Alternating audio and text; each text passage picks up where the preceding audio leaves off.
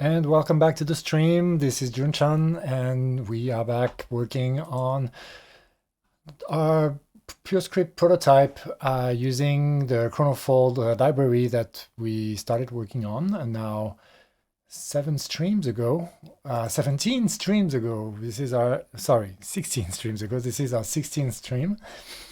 And yeah, I guess for the beginning of it, we were, just learning about the paper, then implementing the data structure. Then we got in a place where we were able to test the basic performance of a very naive implementation. And then before sort of going back to performance and improving the data structure, I wanted to set up a prototype just to get things a little bit off the library world and start using it. So the prototype already has two different implementations that we went through. We just started with the VS Code extension, and then I think I couldn't breathe quite properly in the mass of JavaScript code. And so we went back to doing it in Purescript. And it was pretty fast to set up a basic prototype there. And actually let me go back to it and fire it up. And so, that was really encouraging and reminded me why I love Purescript so much, if I needed reminding. But we made a sort of somewhat ambitious choice, which is to use a library called SDOM, which is at this point sort of not necessarily used a lot. Hey, Juan. Yeah, sounds good. See you later. Have a good one. And so we, by choosing this library, let's say that's something new to learn. But maybe I should say so, and I should talk a bit. I thought about maybe moving it in a different order. This disclaimer. Something like this. Yeah, the idea is to work and learn in the open. So I stream to work and learn in the open. That's really sort of what I'm doing here. And but I hope it can be useful to others. To others, right? And I like to follow tangents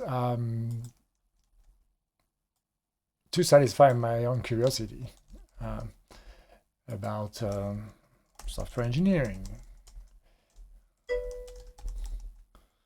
Tangents are the best. Well, that's also what I usually say is, this is not work. Hi, Barry, good to see you. It's not work, so I get to actually choose to, take a leisurely stroll in the domain of research and various things that otherwise I would be pressed by time or bosses to not do. So yeah, so that's the pleasure of doing this. And but I'm fairly structured, as you can see, with the to-do list and whatnot. So I go back to the work in progress, which is what I call popping back the stack. I've heard Etmet use this expression, and others as well, but I like it a lot. And this is a new stream. I'm new to streaming. I mean, this is my I've been streaming for about a month now, almost daily, but I'm still new to this, and so feel free to tell me what you think.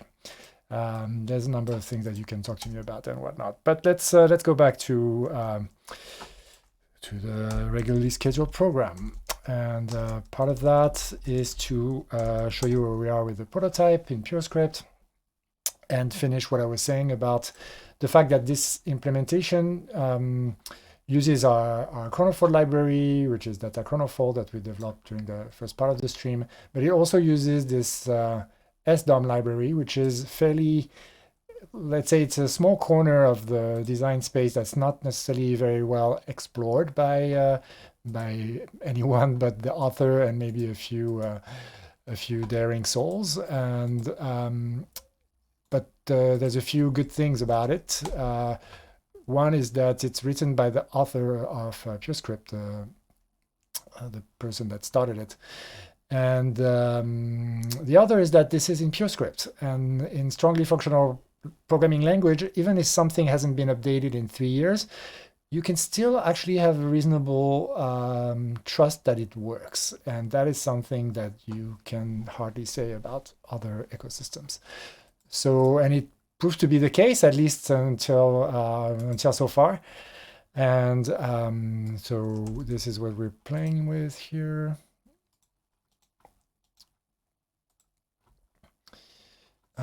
Such that if I open this in an incognito window,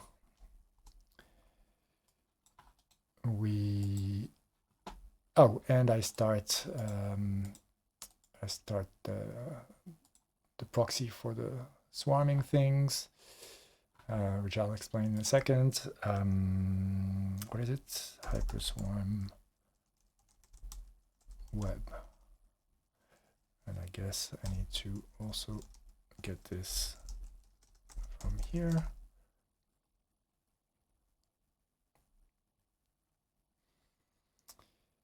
Okay, so yeah, that's a network stack that does distributed things. So you see that those two browsers connect to each other. And so in theory, we're ready to, hook the operations that we get from typing into this text area over to there. But in order to do that, there's a bit of things that last time I worked on the library or on the prototype, I was struggling a little bit with, and so I'm probably going to struggle a little bit more here at the beginning. But let me walk you through a little bit what we have in front of us. So we are, so as I say, we're importing our library, and we are defining an editor component, which displays this Chronofold text, and div, which has some basic property. Apparently it doesn't deal with height, but let's not focus on that right now. And then a key up event that will trigger an action called write, and we define our actions in an action type that's passed in the component. And then that gets bubbled up, and we have an interpreter for the action. So very similar to a kind of a React Redux action style. But it happens that the Purescript, that this library actually sort of replaces the virtual DOM. And so there's no diffing. So it's sort of bypasses the problem of having to maintain a diffing algorithm like a VDOM does in React and other frameworks, and does it in a clever manner by restricting what can be done in the component. But it's still super elegant in, for instance, the fact that a component is a profunctor.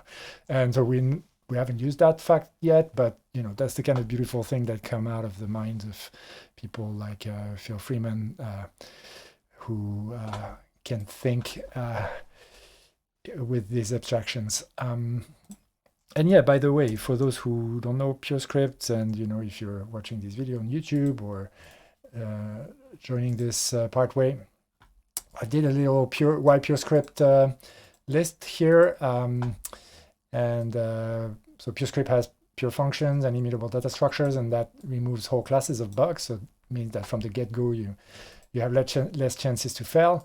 Plus a compiler for a strongly functional type programming language like this really helps check my code before I run it, and that's basically like having a little assistant that tells me when I screw up, and that happens all the time. And the types are not just something to avoid screwing up; they actually really help think about the code in much more elegant and reusable ways. The patterns that are used in functional programming are really reusable. And then Purescript, all of these are true of Haskell, but Purescript runs in the browser. Haskell can run in the browser, but Purescript is geared toward that. And also it's a little bit, it has some certain things that Haskell doesn't have, like extensible records, for instance, which are pretty awesome. Okay, so that's the basic of our sort of components. And then we have some helpers to say that when we interpret the actions that come in, we need to do things like send some operations over the wire and then append those operations to our local log. And so that's really the two main things that we do. We send the updates, we sort of build the updates when a key is when a character is inputted, and then we send those ops over the wire at the same time as we append it locally, and then we this is actually an applicative, so it gets done in parallel. I mean, I need to really check on that because JavaScript is not really doesn't really have a actual parallel capabilities, and this won't fork things. So even though there's a scheduler in V8 and whatnot, I don't think that this, I mean, basically the ordering might matter in case there's a problem with sending. We might have some problem appending. So anyway, that's a detail, but important if you think about building more serious things on top of this. And then the point where I was kind of blocked right now, well, is first of all, I have some implementation of sending over the wire, but that's under construction right now. And then what I was struggling with was hooking up the other way around, the moment where we get called by the network with some new ops coming from over the wire, and that we need to then interpret this data that is being sent to us. So, but before I get into that, let me show you the part of this that implements send. And so this uses the Purescript FFI, and there's some also intermediate layer where we actually make these into events. That's part of the conceptual complexity, is that I started looking a little bit beforehand when I was looking at FRP things in Purescript at this particular way to do FRP. I'm also not super familiar with FRP in general, but we're hooking this also to then the FFI. And so when we're doing this also then in the other way around, and this is confusing me a bit. So what do we do with our events? So sending means we get an op or an ops, which are an array of ops, because we probably want to be ready for batching ops. And then we make an event that has some kind of continuation, I think. And then we just don't use any of that continuation or that callback. Instead, we just send the op, ignore the result, and then just sort of return in this kind of weird fashion. Because events is, and this is not the right event. I think we see here. Oh, no, it is, but the real type is actually not written in the documentation. The real type is this. Weirdly enough, the documentation say that this is kind of the semantic meaning of the events, that it's really sort of a value in time. But the actual type is a little bit more complicated than that, which is why we do pure. Which, to be honest, I haven't really understood exactly why that's the case. I sort of understand the callback, and even maybe not. So we're going to, that's a bit where I'm going to be learning in the open right there. Okay, so then what does the send underscore function does? It's for an import from the main.js. So we're in the main.pers here, the Purescript source file, and it has a neighbor that's a JavaScript, and which exports the send. Oh, well, that would be a problem actually already right there, which is that we would need to export them with the new name. And so in theory, if I save here, then my browser ID compiles, and then the JavaScript bundler should automatically kick in and recompile JavaScript. That is if there is no errors, but it looks like maybe there is an error. Yeah, there is an error. Okay, so if we have an error, it's not going to rebuild. Okay, so let's continue with what I was saying about the FFI. So send is calling the FFI, and so we're calling it with ops, right? So in theory, that should get a payload and then write to a socket that payload. And we don't do any serialization or anything, and that's going to be part of our concern, I think, in this stream. And also we do things a little bit sort of like cowboys, which is that we run init, which is also from the FFI here. And init is basically an imperative. This is basically lifted from the Hyperswarm code. Hyperswarm is this distributed network layer for that's used by, for instance, the DAT project or the Hypercore project. And this one basically runs in the browser. So it uses WebSockets to do that, and it can also proxy to the Node version, which uses UTP, which is more lightweight, but that until we have WebAssembly networking things, we can't really run in the browser. But it should be possible at some later point. That's just future proofing. But yeah, we do dirty things here. We have a mutable variable in the kind of the top level closure of the JavaScript function of the JavaScript module. Then we run init, and then we mutate swarm, and then we create the socket, and then we mutate the socket. But it's a prototype, and in general, also this is sort of at the edge, which would be a way that functional programmer would think of this. And so, as long as inside we're in the pure world, if it's a bit dirty at the edge, it's okay. Especially if you don't care about performance too much yet. Okay, so there's a few things that we need to figure out.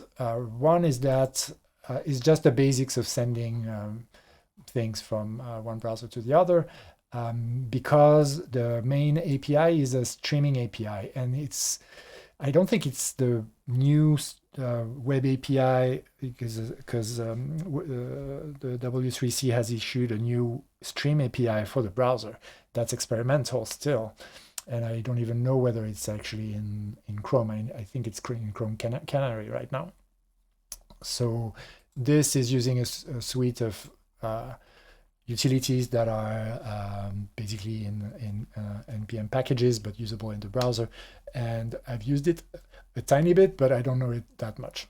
And then also we're going to need to probably, there's going to be some impedance mismatch, because we're going to be translating a pipe or stream-based paradigm to a more event-based paradigm. And although I absolutely love to think about these problems, and I've been thinking about them in other repos that I haven't yet started streaming about, this is not using the tooling that I'm looking at all. So this is going to be some source of friction later, I'm sure. And so what I'm trying to do then is to say something like, okay, so the sending side of things should be sort of working without necessarily needing much more thinking. But the reading part is always a little bit tricky, because it's kind of like, it's not like we call you, but you call us, or right, something like that. There's a joke about Hollywood for this, like, we'll call you kind of thing. But it means that the receive function, we really want to send it to call it, to apply it with a callback, or to call it with a callback, so that then when the Hyperswarm module receives a packet, then it calls us. And so we receive takes a callback, and then here that's wrong. I shouldn't call the callback with read. I should have something that says that on read, call the callback, basically with whatever we received. So that needs to be done. But that I wasn't even there yet. What I was struggling with was to make this work within the Purescript SDOM framework and with this sort of FIP-ish events. And where I left things is that I thought that maybe the push value, which is in fact a function, but that we get out of the attach function from where we actually attaching to a particular div in the HTML our component, that this in fact not here, but somewhere like in the module documentation,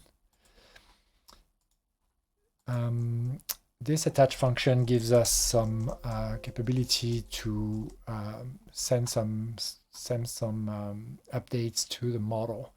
It returns to us a way to detach the component that we could reuse later, you know, like in a resource management way. And it gives us a push function that should allow us to update the model. But in fact, if I look at this, I'm already realizing that this is definitely not going to work, I think, because, okay, let me tell you a little bit more about how the whole passing of events from components to their parents or to the root works, because that's really part of some of the complexity that I was managing, trying to understand last time.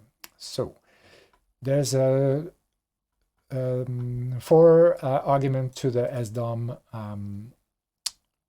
type. 4 parameters for the SDOM type, and the SDOM type is a component. And first one is channel, second is context, and then input and output. And input and output are a way to deal with model changes, so the data structure or the state of each component. And then channels and context are used to pass commands or events back and forth between containing components and contained components. So parent and children components. And the channel is used by, so basically events that are being, or event handlers that are added to components.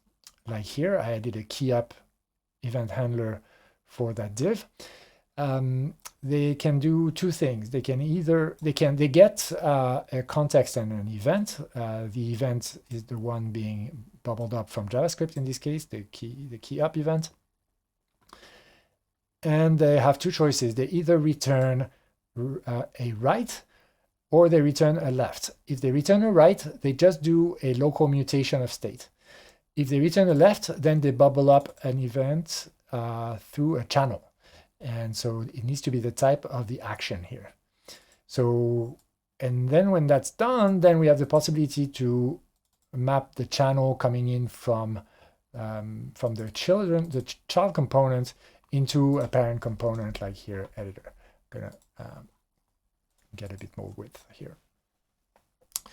So editor underscore is a wrapper for editor, and it contains editor in it, with a bunch of modifiers in front. And one of the things that those modifiers do is that they pass the results, or or wrap this component with an interpreter. And this interpreter is able, through map channel, to grab the actions that bubble up from editor. And so when we bubble up right, we're able to interpret it and then do some things that could be effectful. And that's the key here, because we can't do right here, because if we do right, then the function that's expected after that is a pure function from log to log. It's just a state modification.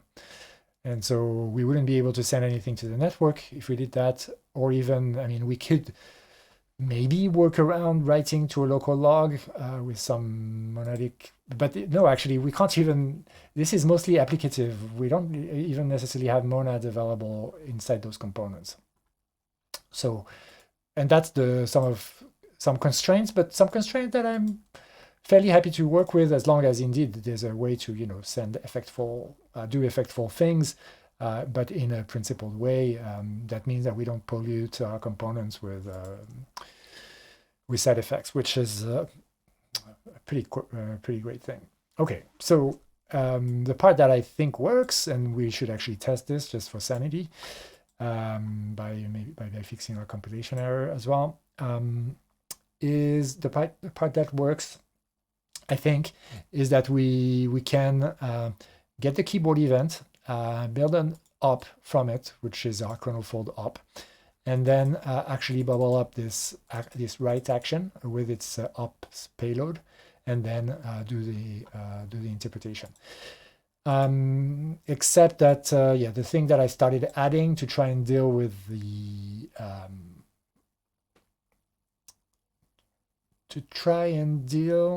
what did I add this exactly?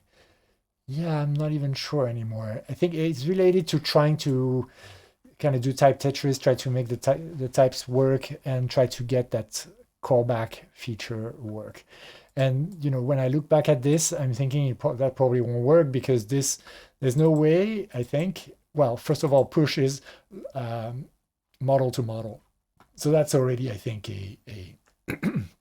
that's already us losing the game right there, because it means that we're not sending anything in the channel. So actually, I'm just gonna pretend this never happened. I mean, I keep the history of it just in case I was actually sane, and it wasn't just me hallucinating after 3 hours of streaming yesterday or 2 days ago. And we'll do the same here. We'll keep history just to not move too fast. And oh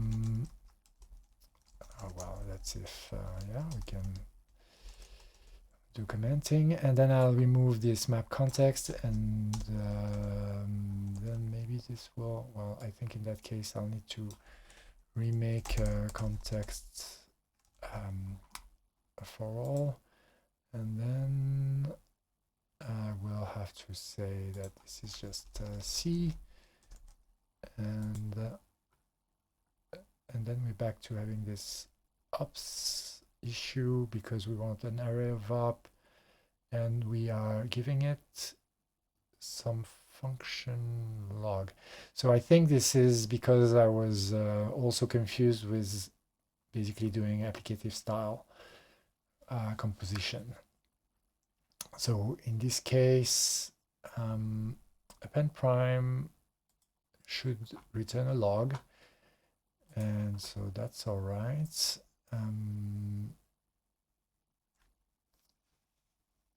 Ops here, I mean, we have this type pretty locked. It's action has you know what, we were using actions first time here, so let's have this here.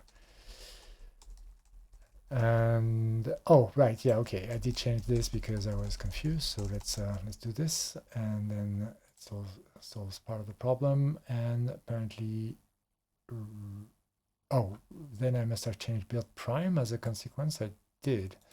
And right, now remember, it's because we had another problem that came on top, which is that we don't have the model in scope in this expression. We get past a context and the event coming from the event handler, but we don't get past the log. And so that's why I was trying to put the log inside the context. And the problem with that being that our build function actually requires us to have the log, because it needs a timestamp that's an increment from the current log. And so that's one thing that I actually don't know how to do. And so I need to think about this.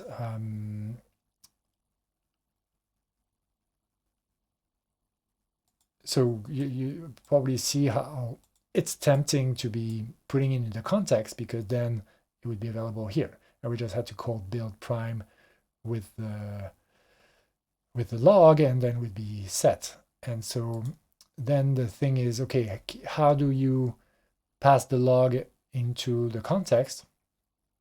And first I tried to put log here, and then it told me something about the fact that actually attaching requires the root component to be of type of context unit. And it must be something to do with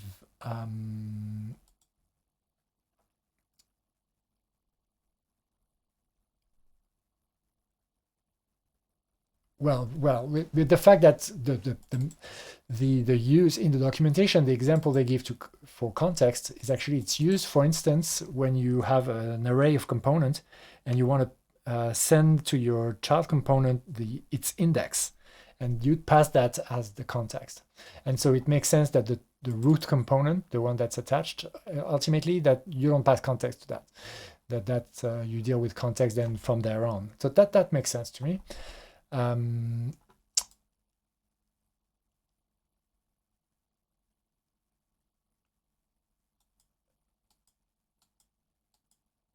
So then the question is, and this thing is a perfunctor in I/O, right? This is a channel context I/O, and SDOM is a perfunctor in I and O.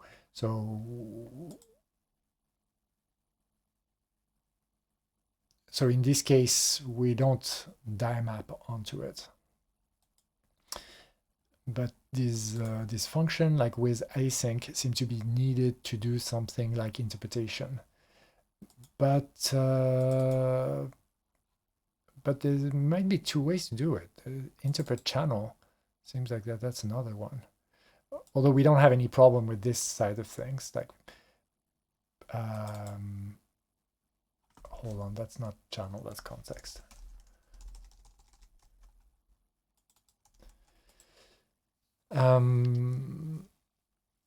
Yeah, we don't have a problem with the what? No, it is channel. What am I saying? Yeah, and I think it's channel needs to be polymorphic. I think it needs to stay polymorphic at the root, and then unit needs to be fixed. So it's one of these interesting symmetries that are very mathematical, but we're not going to get into that. Okay. So one question would be, can we delegate all building things to the higher level and just pass the event? That would be fine, right? Yeah. And so, and then at least we are dealing with a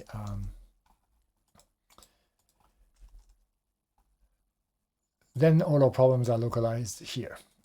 And so it could be that, well, I mean, it is the case that we'll need to, yeah, it is the case that we need to, well, right, we need to do a couple of things.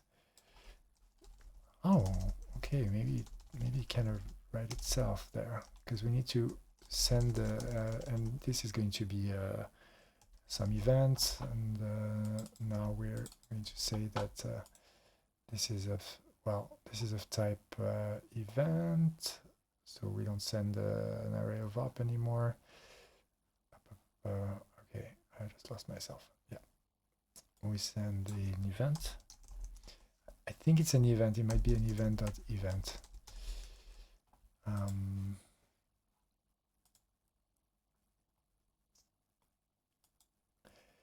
Yeah, and then we don't have ops, but that's fine. Actually, this is the ops now, so we could put this into a let statement, and that would quite work, I think.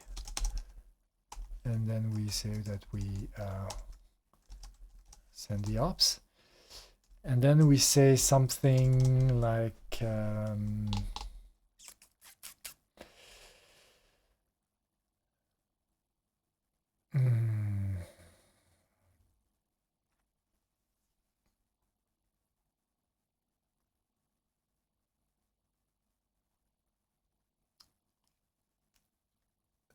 send returns an event. So that's not going to work. Yeah, that's not going to work. Yeah, the way this worked before I started doing this, and I think that's where maybe applicative style is actually not gonna. I mean, I'm sure it works. I'm sure it's just me. So the way that this works, even if we write it like this,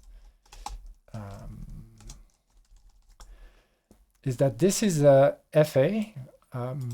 So basically the type of whatever this is, dollar greater than, is FA to B, and so no, it takes an FA, it takes a B, and so FA is the send build event, and it's inside the event type, event applicative, or functor in this case, right? And then a B, which is a function from log to log, and then it puts the function from log to log inside the event, giving us an event from log to log. Except that I need my log in here. And so I need, I kind of need an FB from the get-go. And if I do, then I struggle to see how I then compose all of these things together. So it could be just a type Tetris. And so that's why I was trying to write down right there. So that is kind of where I'm at. And I'm going to rehydrate.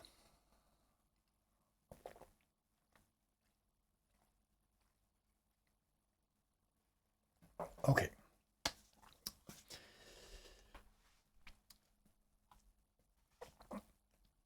So we can pretend that we have a an event unit here. I mean, let's write what we have. We have a F, which is our functor event, and let's say that it's unit, right? So let's actually write it like this. And the truth is, we really have a I mean, when we apply it, I guess that's what we have. So let's write it like this. And then we apply it, apply it, maybe this is apply or something, to our function from log to log.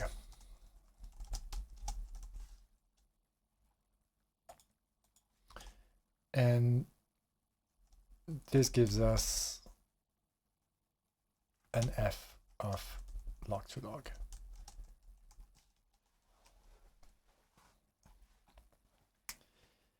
And what we really have, if we look a bit more in detail, is that we have send, well, we have something that takes ops or an event and returns an F of unit, or an event of unit, and then we apply it to log and blah blah, right? And so that's not the same thing as having an F of ops to unit, which we don't have that. We don't have an event of array op to unit.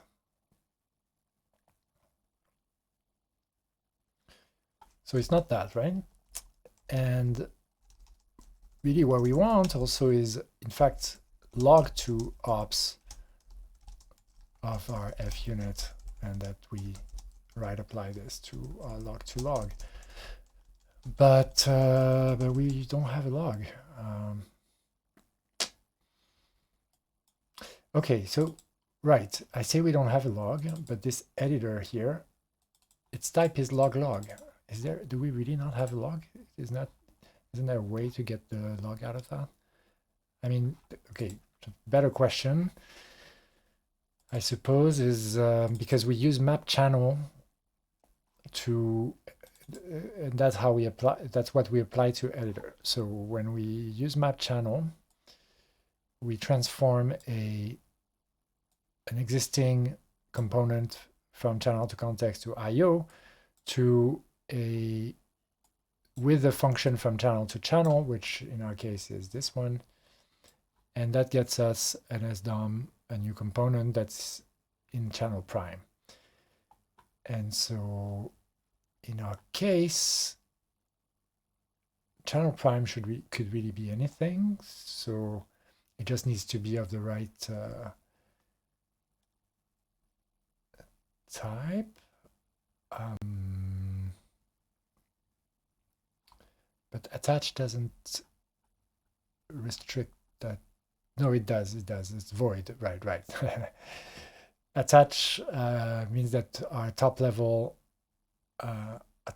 type for the channels is void. So that's that beautiful mathematical thing. We have terminal object and initial object and terminal object here. But so when we map right to this interpreter, for some reason that gets us to the void type. That's a bit magical.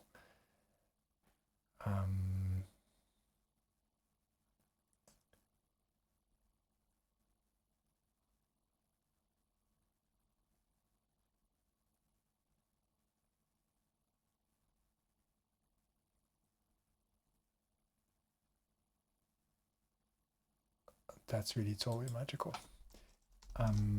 Let's get the type of this.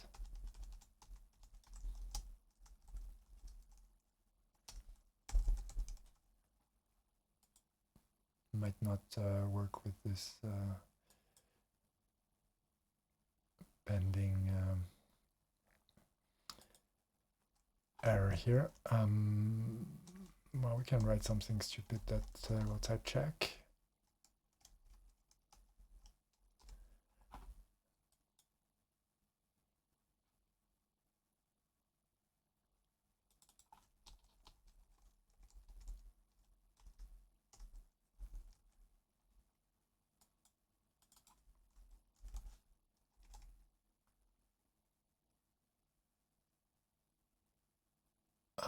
Don't do this at home. F8.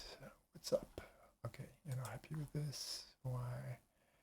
Did not take an array of ops, pen prime, array of op. Oh, okay, I see. And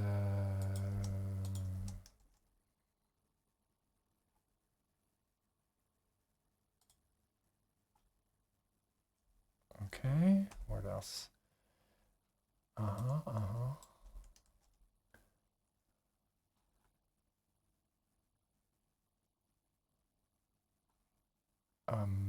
Right. Also, right. I need to restore this. Well, yeah. Let's do it with array of op.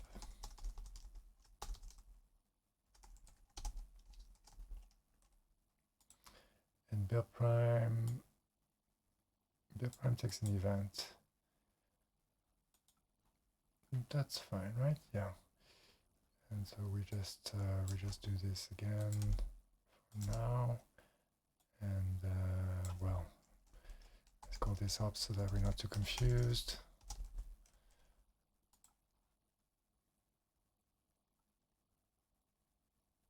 And right, we need to pass it a log.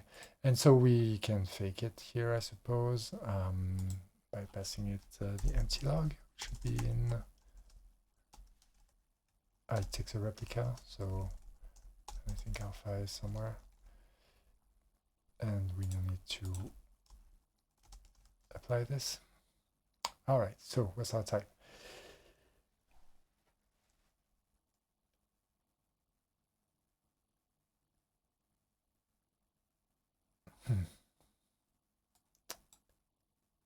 But we don't use interpret channel, we use with async. And with async, keeps context polymorphic and asks for this event thing, which is why I thought that this could be used for side effects. because this actually interpreter, well, this interpreter, I suppose, would, hold on, what was I looking at? Map channel. Right. So yeah, we have map channel, but then we wrap this with async.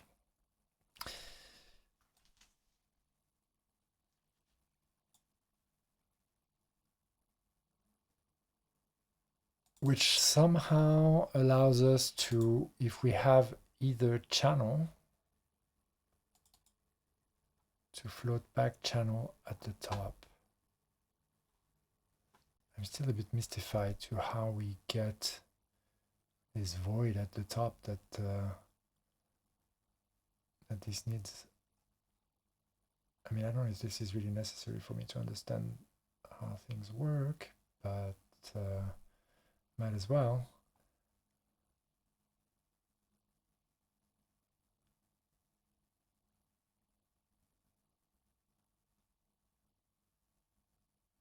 Huh.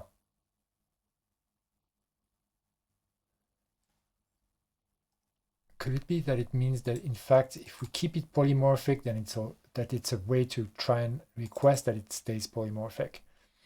Because I remember that if I do something like unit here, it actually breaks the types. I think then attach is unhappy. No. I mean, let's remove the for all. I mean, this shouldn't be needed, but no, this works. Huh.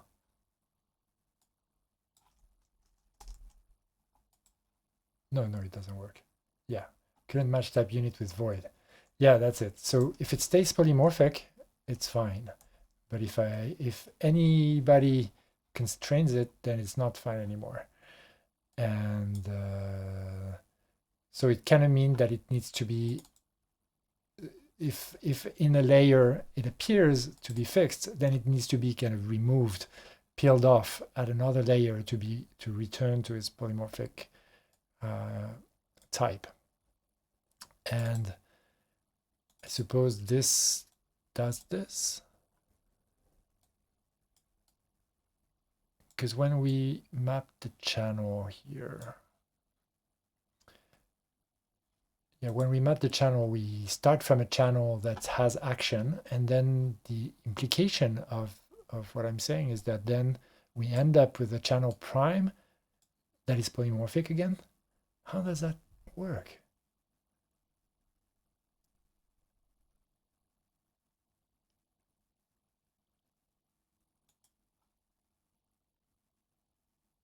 Well, maybe it doesn't. Yeah, maybe it doesn't work with map channel. So let's check it here. It's with async gets either a channel or an I2O, and if we're on the right, then it's an I2O, right? And an event of all this.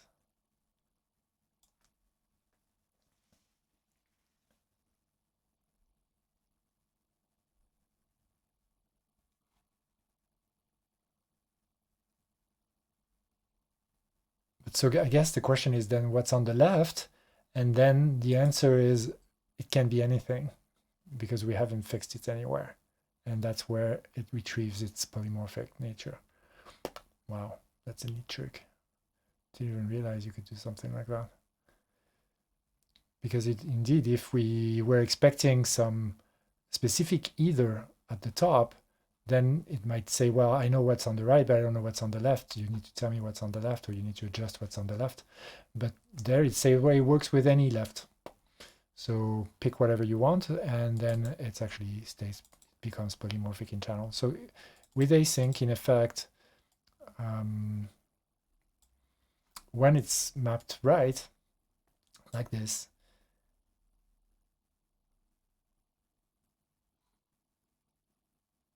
oh, and actually the map goes under the log, right?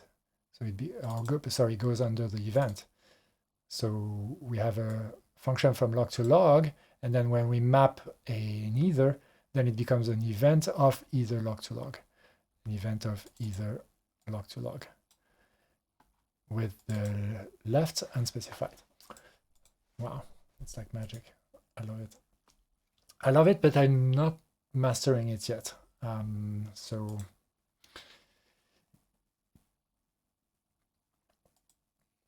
But at least now I understand how this particular line works.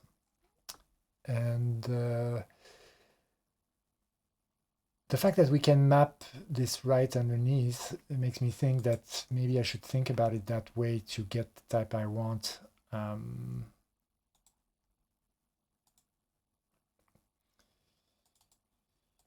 Maybe.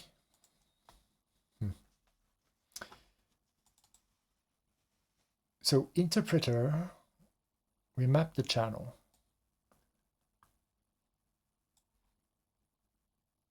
And we pass this. Okay.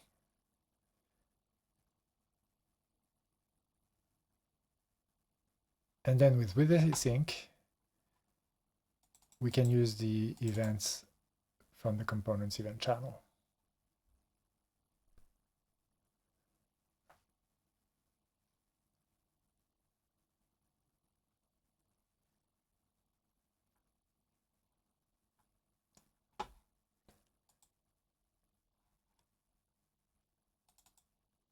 Maybe we need to look at the implementation of with async. It will probably confuse us, but it might also shed some light. This should probably be here.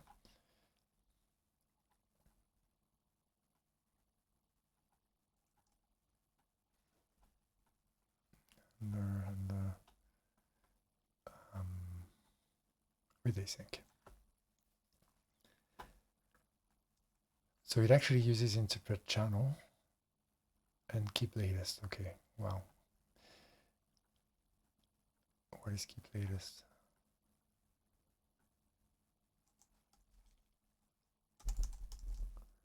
From FRP event.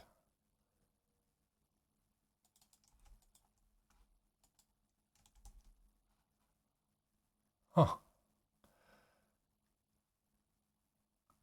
Because we're supposed to have an event of events. Is that really? Are we? How? Is interpret channel? I mean, we have an event of.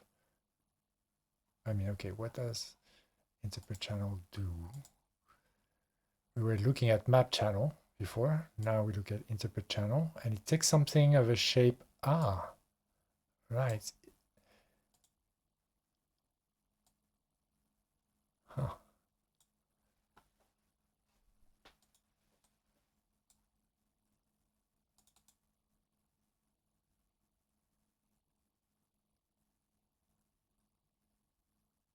Right.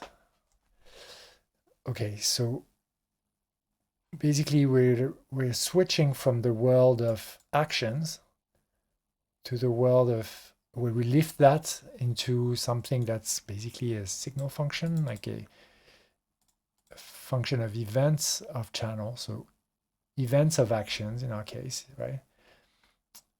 To events of our interpreter.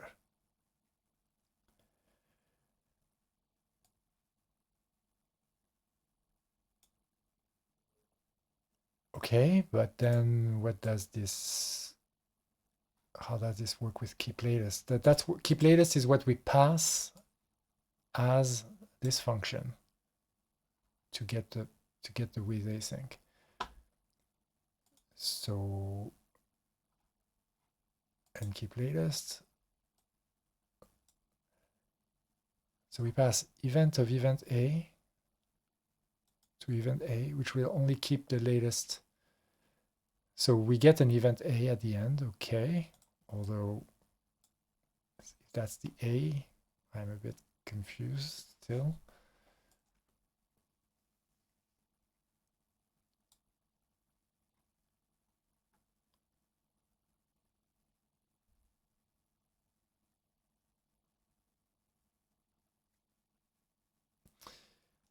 But I think we know that this is going to be polymorphic.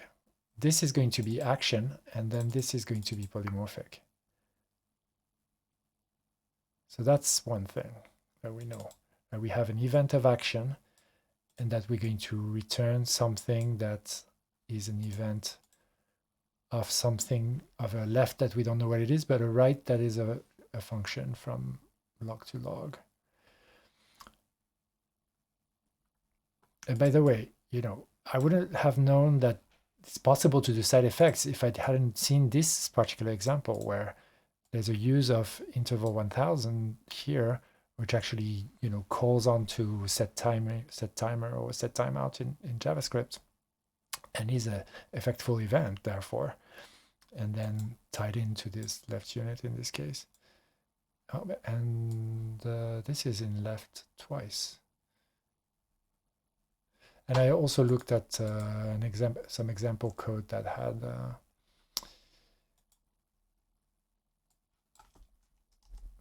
some effectful code as well. I think it was in async. Yeah, that's where there's the interpreter right there, and also an interval. So definitely, I completely lifted this code, which is why I'm, you know, even though it looks like I don't know anything about it because I'm trying to understand it, that's why it exists.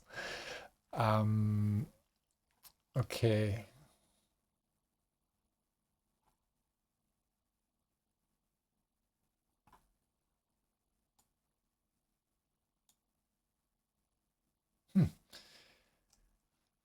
I'm seeing here that some components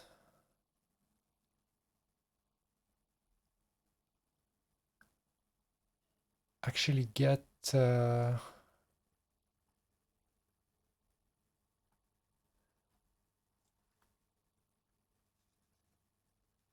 some stuff out of the state. Well, that I know because we're doing this here. We're getting stuff out of the state. But it's just that we can't mix this.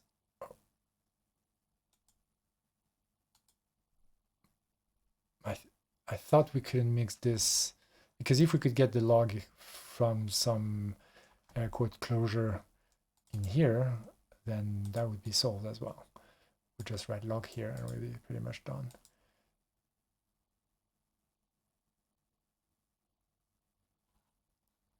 Now I'm looking at this and I'm thinking, yeah, no, there's no way that the value, the state here doesn't, I mean, it can be used in a read, in something that reads the state, but in a handler, it can't.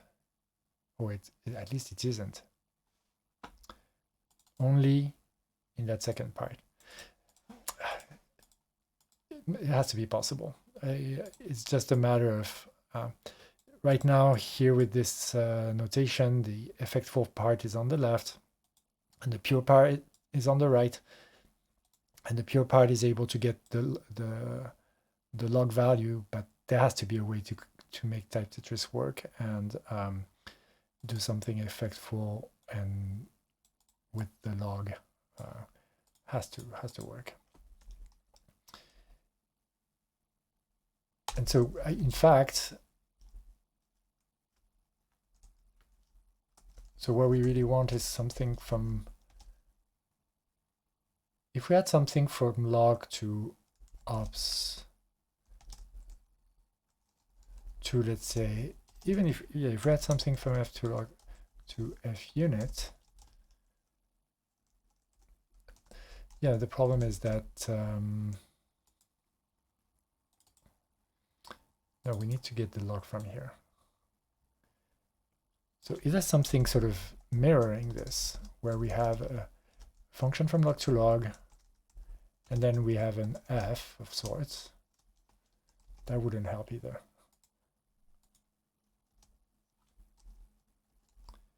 We need our function from log to log, and then we need a function from ideally f log to ops, something to unit. So if we could, and right now we have an f to unit.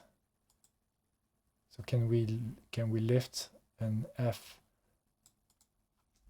can we transform can we transform a log of ops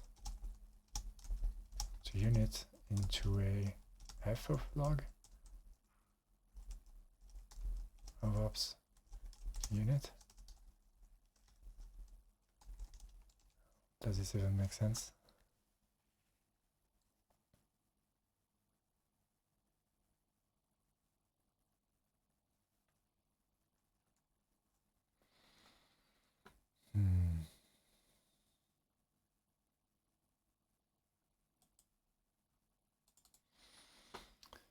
Okay, let's continue and try and trace how this whole thing works inside with async. So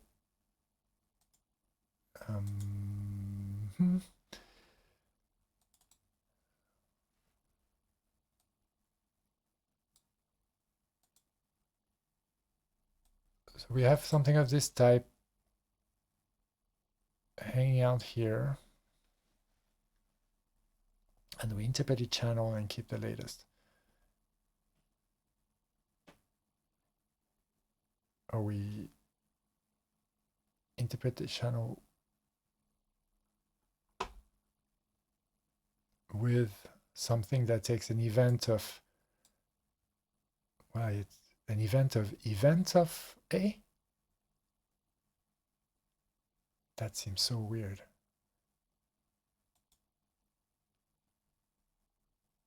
But that's what's implied, no? If keep latest is event of A to event of event of A to event of A, which by the way is like join, like monadic join. If we pass that here as this function parameter, then it implies that channel has type event of A, and that it implies that A is either channel prime of I2O. So it implies that we somehow keep latest is event of either channel prime I2O to event of either channel prime I2O. And that somehow we, out of that, we get this, what?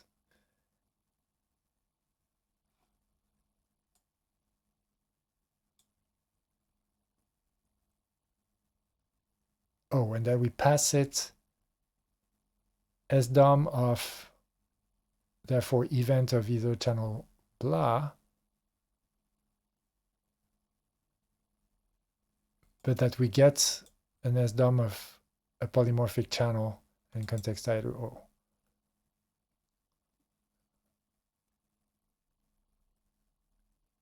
So interpret channel is really the thing that basically deals with all of the things that are in the channel and sort of empties out the channel, so to speak.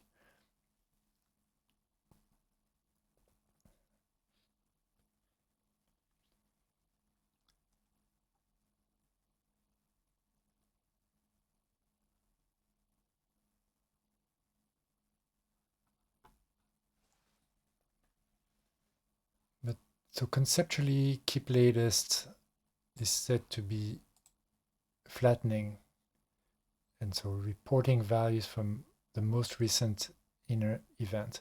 So it's a higher order stream. If events are, we think of events as streams, in the sense that it's not just a stream of events of actions, but it's a stream of those streams.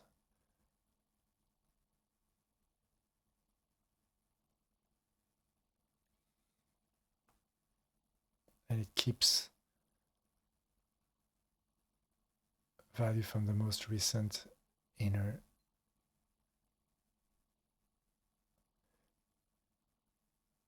So it's just a way to deal with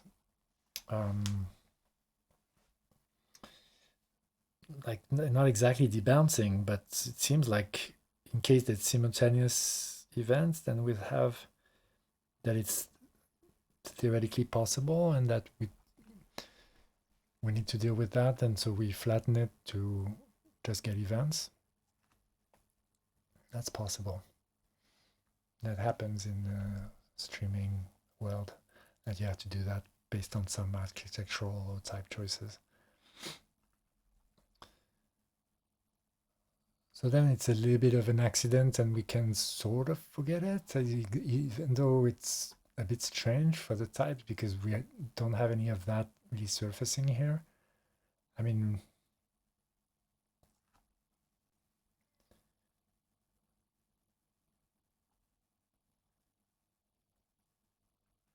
we basically, I guess we create an either of event I2O by doing this map right with this function.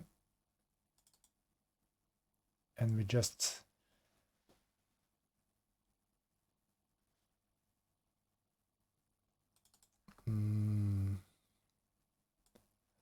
or is it that this event from log to log is the one that gets flattened?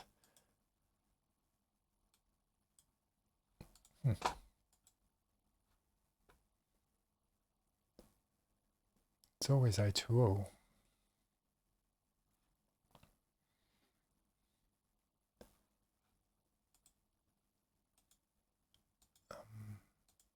Where am I?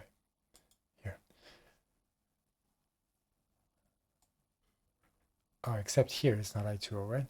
So here,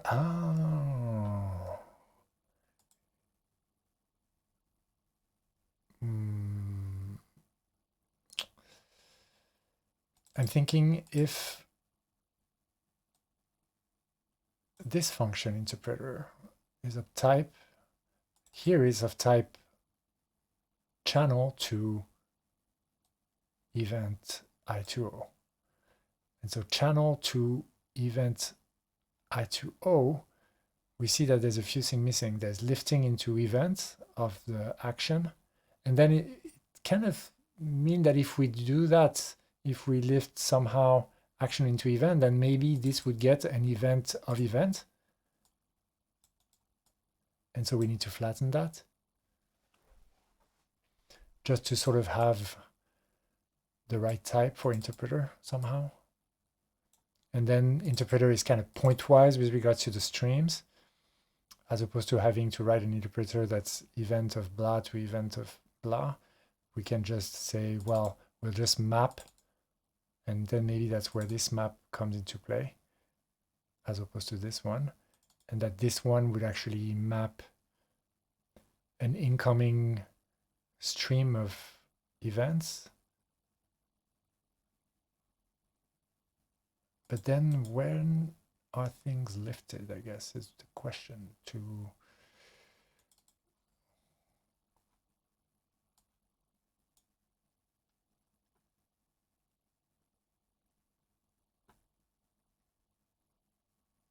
I mean, it does say over events here.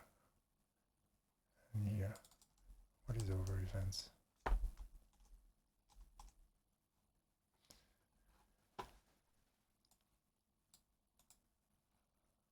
Well, it is kind of a lifting of a function from A to B to a function from events of, well, something that looks like events of A to events of B, but although this is, yeah, it is events of A, even though it's in a record.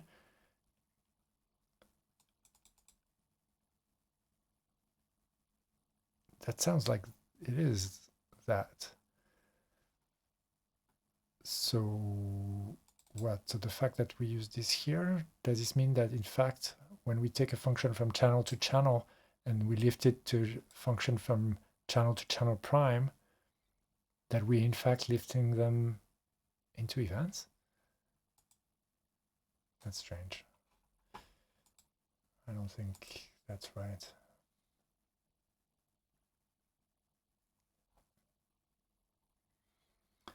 I mean, action is just a flat linear type, some type.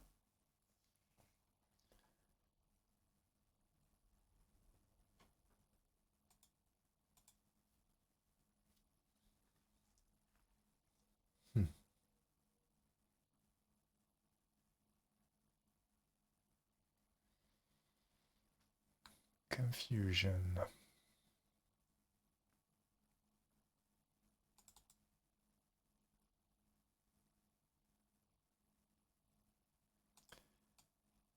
So I think what I was saying earlier sort of makes sense. I think that we have here a function from action to event, and that at some point we have, when we pass it to interpret channel,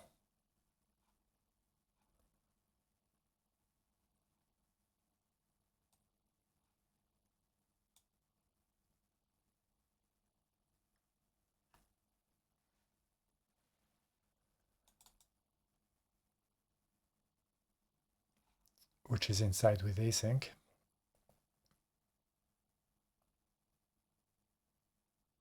For some reason,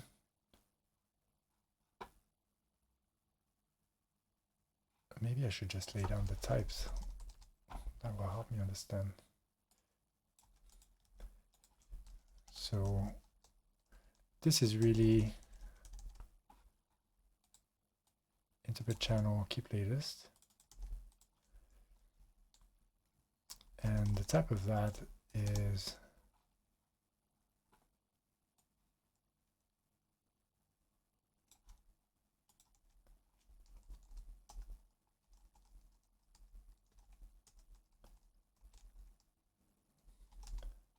this, but such that this is really event of A to event of A, to the type keep latest, and then this is the type of this.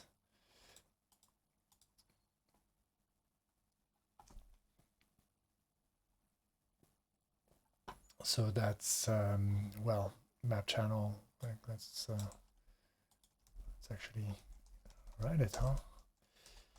Map channel's type is this, and we'll, well, maybe that's not a good idea. We'll just do this.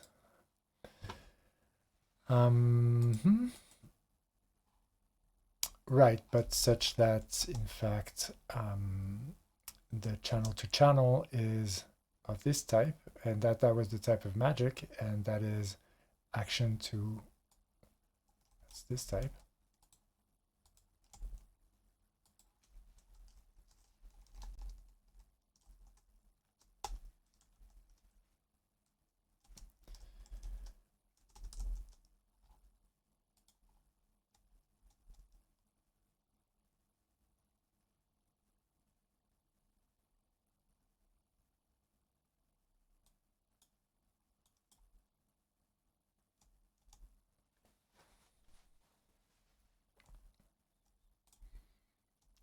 Something a bit like this. And then the type of editor is SM action contact log. And out of that, we get our top level component, which is SM channel unit log.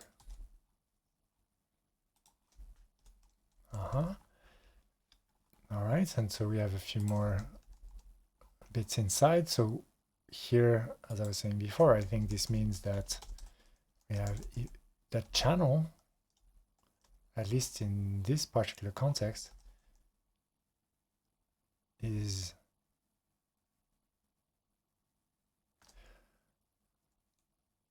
oh no, that's where I was wrong. Well, no, I wasn't wrong. I think this is still the case. It's event of this, and so this is a bit awful. This is nasty, but I think it's what it is. I don't see how it's not that.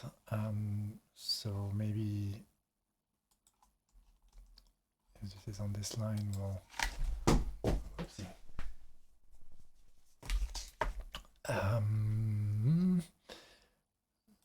right? So it means kind of,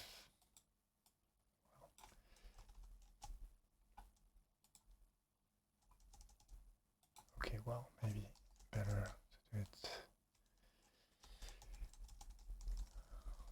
something like this.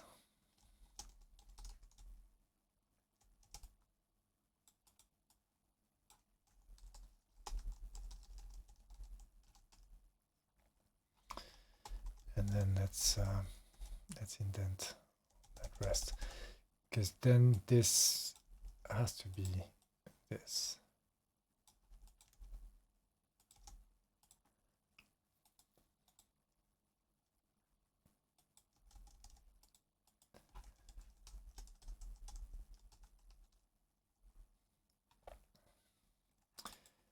Then is this channel the same as this channel or what? Well,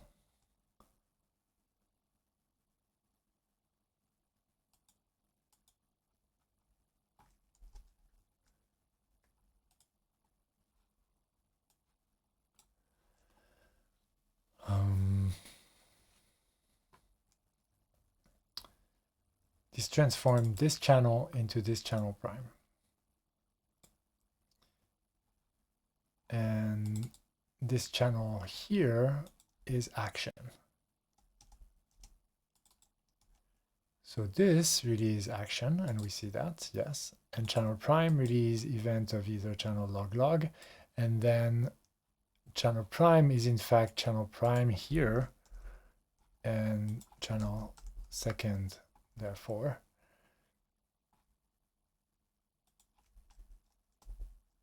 And so that's where there's a discrepancy here. Oh, no, there isn't. Or is, no, there is, right? Because we're passing now a,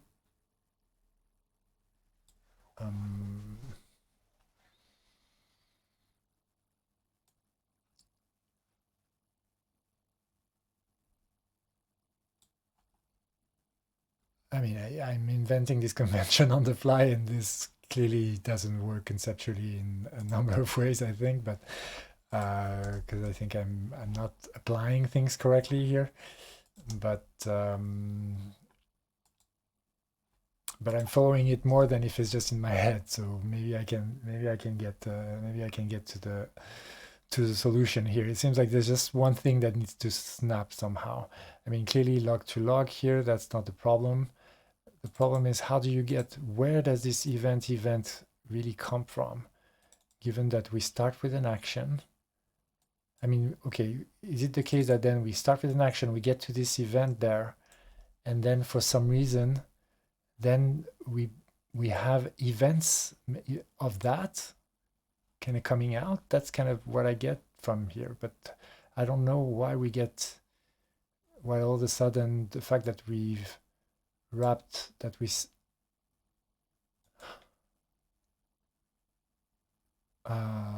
no, still not.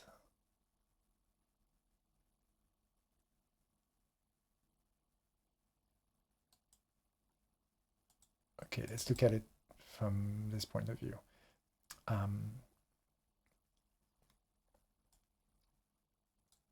This is this.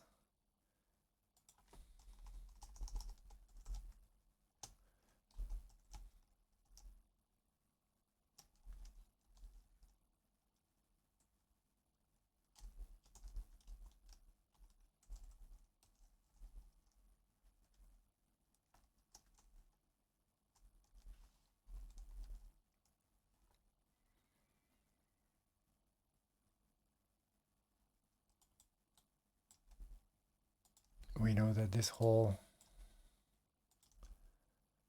parenthesis in map channel is this.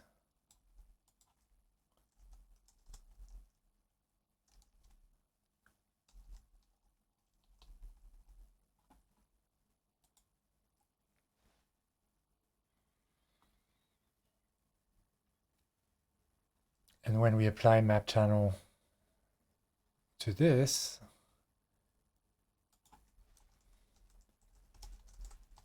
then it gives a type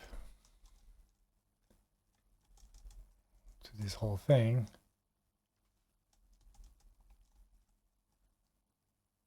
Of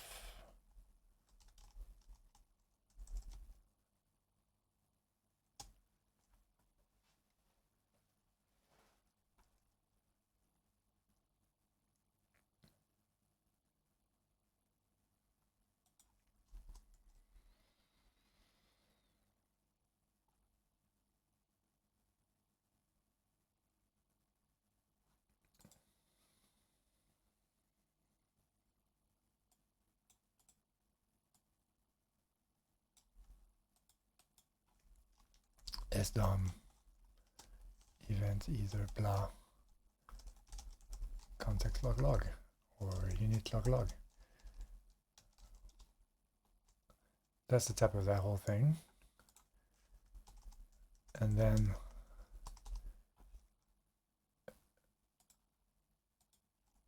the type of keep latest is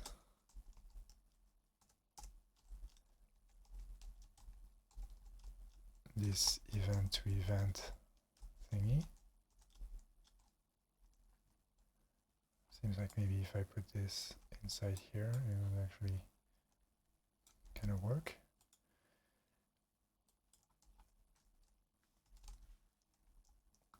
And the type of keep latest we say is this event of event to event, which is strange. I mean, I have a little doubt in my mind that, but no, because my doubt was that maybe the keep latest is not the right, is not from the right library or something. But no, I don't think the API would have changed. Yeah, and so therefore, because interpret channel is this crazy thing, which is probably what we should actually keep from the top. And that's this, right? Event channel to event either channel to sdom and blah. Yeah. And I've added primes, but probably don't need to be there. So that's the type of this guy.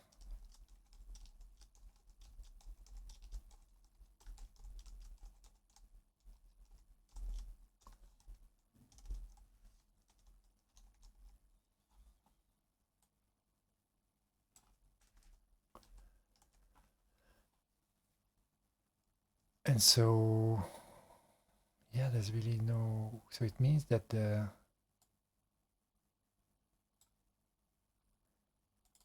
channel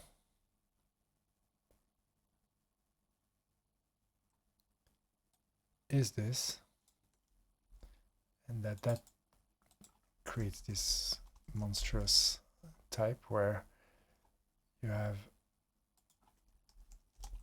event of all this to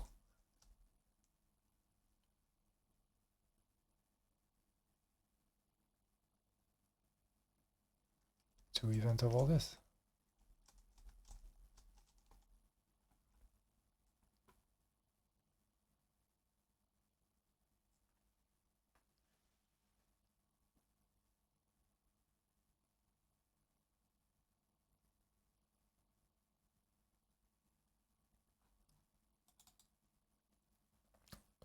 So it's just the with async that just gets this keep latest.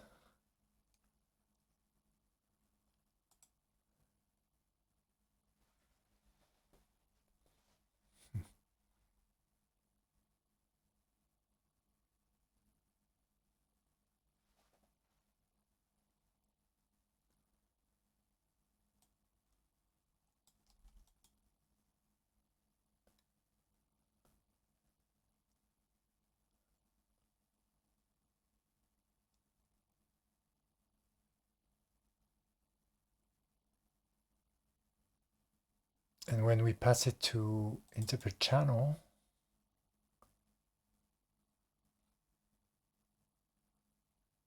then we get this channel prime that is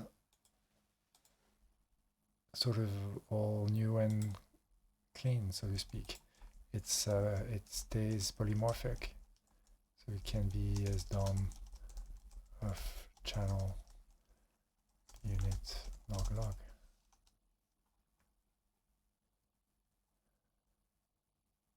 When we pass it this guy as this guy. Yeah,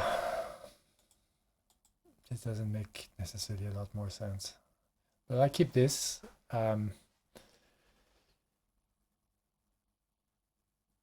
The event of event is still a little bit confusing, but I think it's linked to the with async. It's that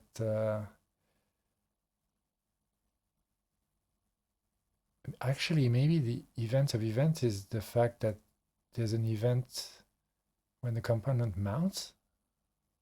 Could that be it?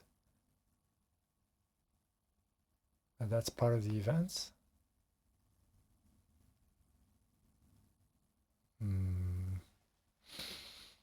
Nah, I don't think so.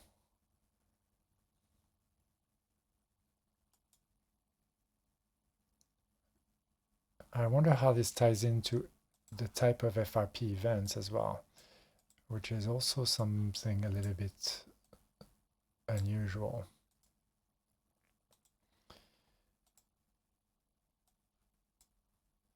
Event of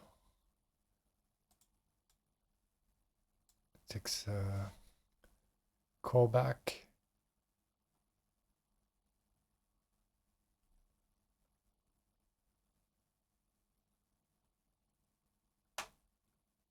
I think they're created with create, right? Yeah, create.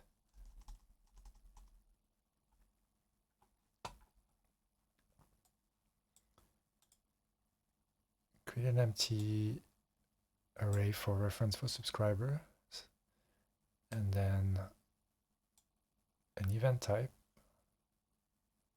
or an event field in a record, which takes a continuation, adds it to the subscriber ref,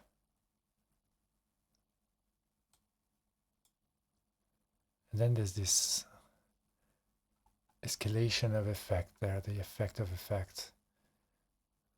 Returns an effect of effect. I'm not sure why there's this effect of effect there.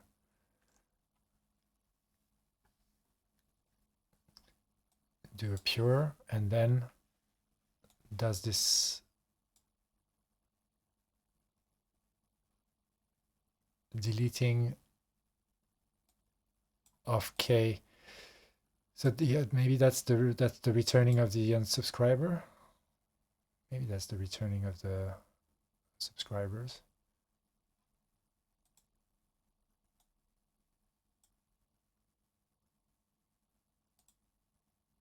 Right, it returns an effectful unsubscriber. That's where it is, right? Like you run it once and it just returns to you. It does something effectful and it returns to you something effectful you can run later, which is the unsubscription. That's where it is. Right. And this K. So the event has type event A.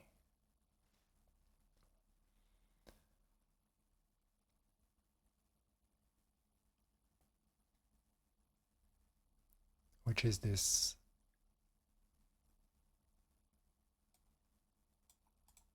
A to effect unit. A to effect unit.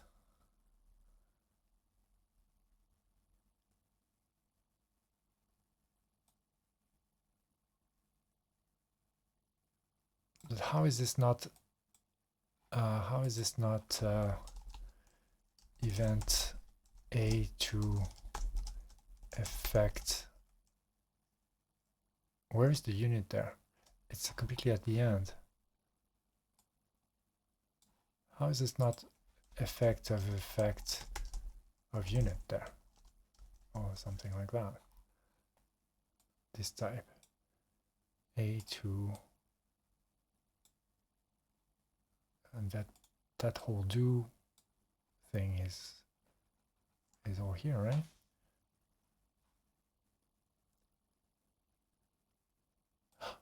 Oh no, k is a function of a to effect unit. That's k. Okay, right. So k being a function from a to effect unit, you put that function into the subscribers, right?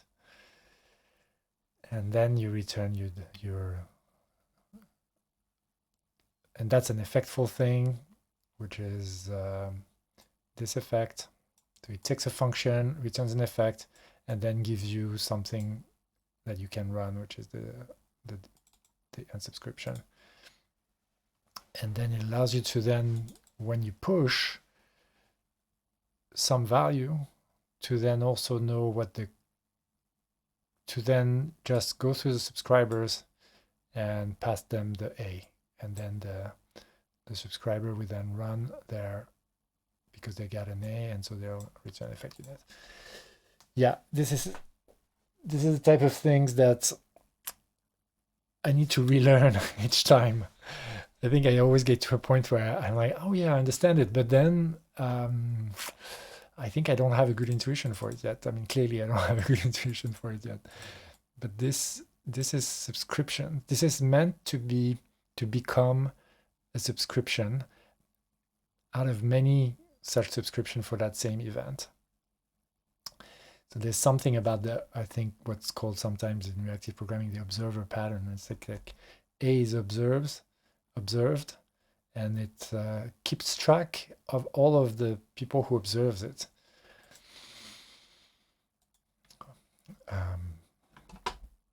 Yeah. And then this API means that you get the event and then you get the ability to send new things to the event. And so that's going to be important where we get to the reading side, not the writing side of our callback. But I think this is not necessarily directly relevant to the to whether or not we can give our effectful function here log as a parameter.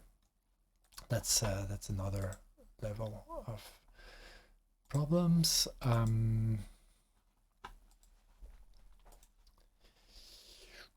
Okay, we can also try and see whether there are other examples and see whether we learn something from them.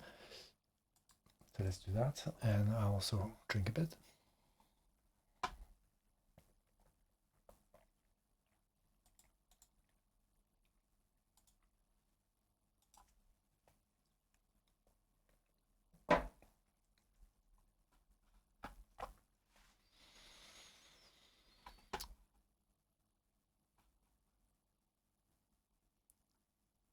There's a tree channel here.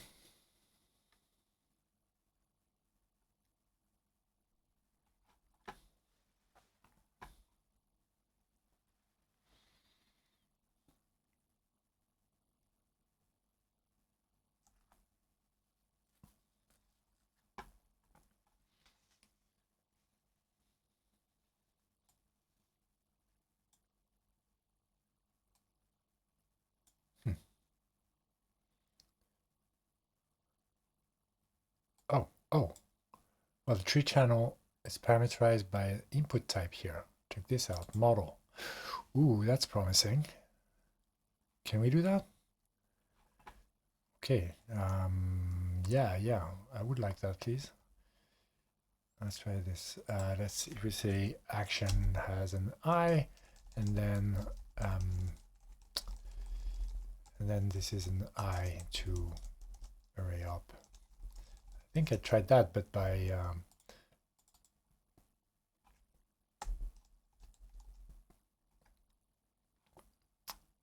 Oh, and it passes through the channel as well, somehow.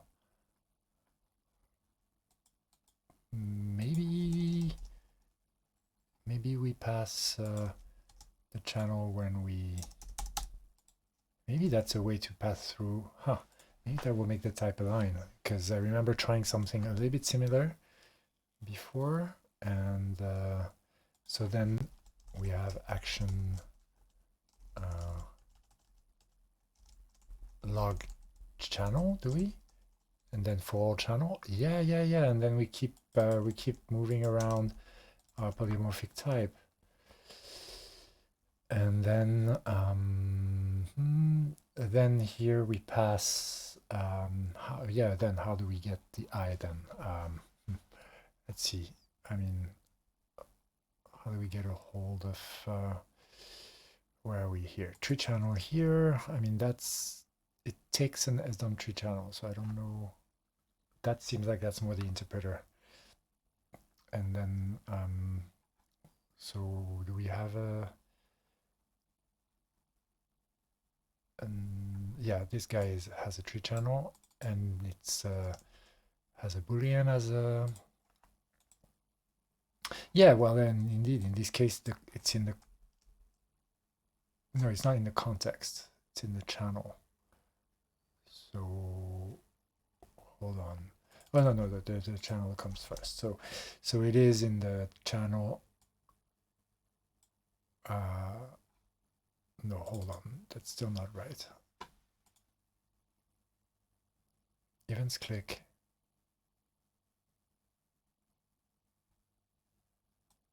That B looks like it's the boolean from tree channel, but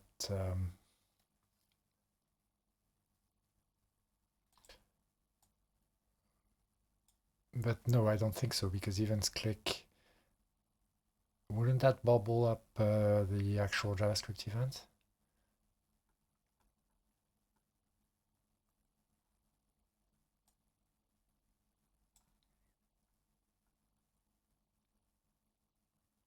I think it would. I think it's just handler click.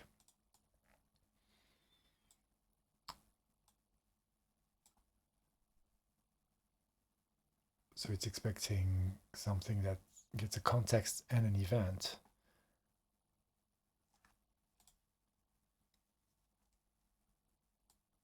So what's called B here,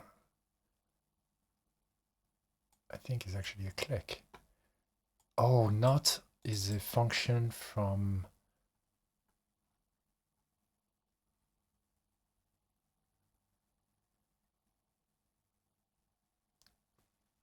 tree boolean, from... Yeah, I think from tree boolean to tree boolean. It's a function from boolean to boolean that can be lifted to tree boolean to... That gets lifted to tree boolean, maybe. Yeah, because it's a node. So it is something that goes underneath. And so each node would that get its ability to flip its state depending on where it sits in the tree.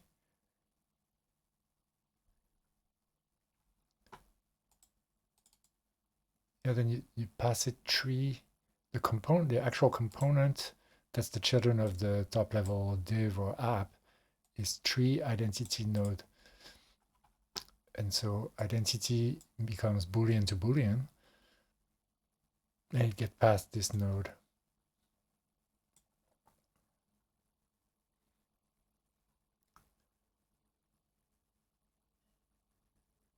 And somehow that gets lifted into tree boolean, because tree lifts it into tree model.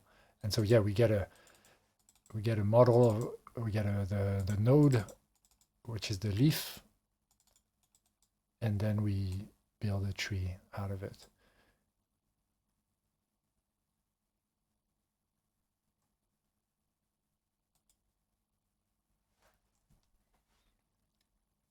And then so each node it gets like its local model. I mean, for us,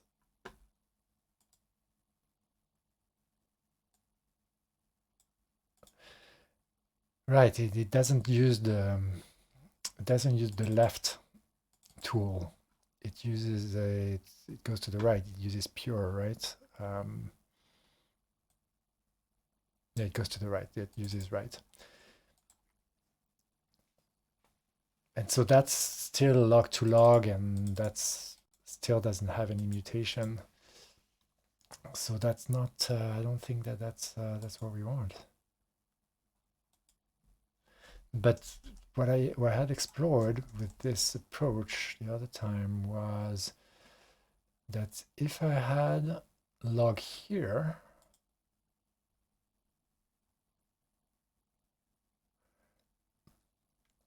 oh, I think I was trying to put it in the context then, thinking that actions will, yeah, that actions would bubble up, but that the context could bubble down, and that the context could be put here. And I was trying to do something here with that. So it's not the same approach. Would that need to be combined somehow? I don't know. I don't know if this is actually promising or not.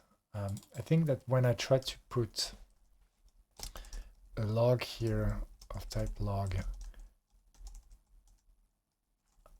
at this point I didn't try to put a context of a polymorphic type context.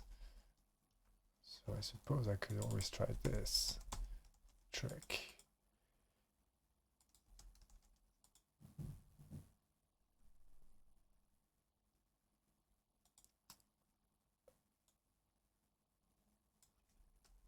And then for now, just leave action. Let's do it. Let's retrace this path and see whether it works or not. Yeah, in that case, I need to revert back to the old actions.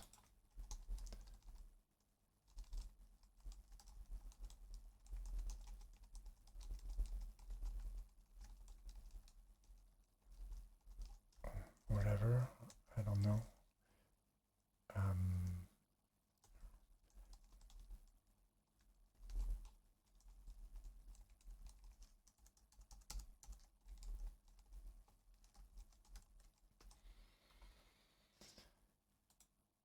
And yeah, so that works, right? And then,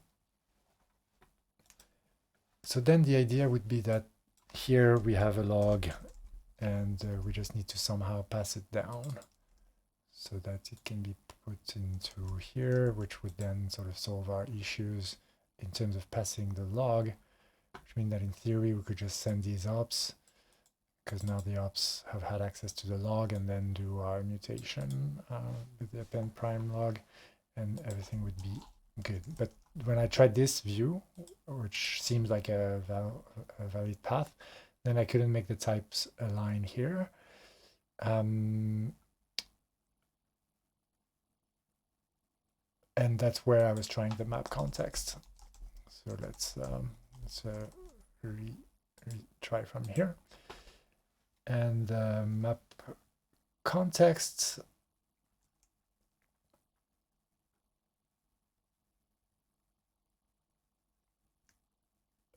So here, right, context log. So this would be CTX, or yeah, CTX. And CTX, I think, something like that, right? So when we get there, then we just need a log that we don't know where to get. That I think is the dead end. Is that in theory we want to pass down a log, but do we even get a log? Are we able to extract the current log from here? It becomes a question. Because when we map the context, we take the context of what's here.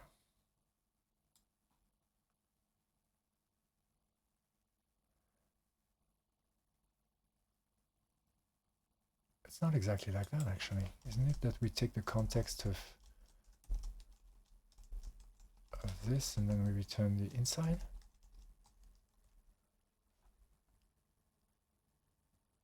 No, it's not.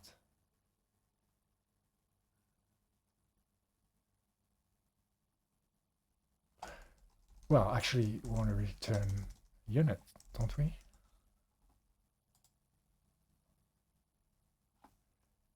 We want to return unit. But for some reason, map context at least doesn't work in this position.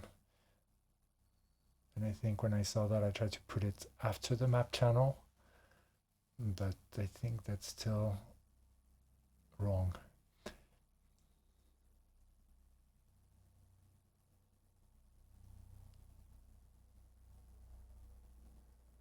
Or in the wrong order somehow.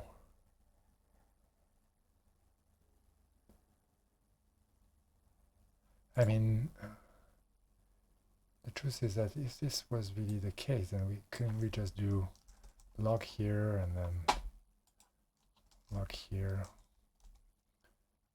and then just take whatever and return unit. But you seem to be wanting a unit here already for some reason. Don't understand why.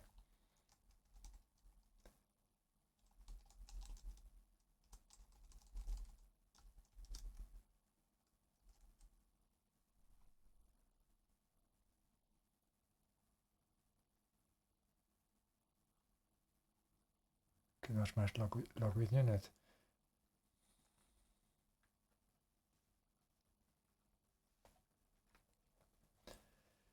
So that first line is wrong, but the second I think is also wrong actually. Yeah, because we are action log now.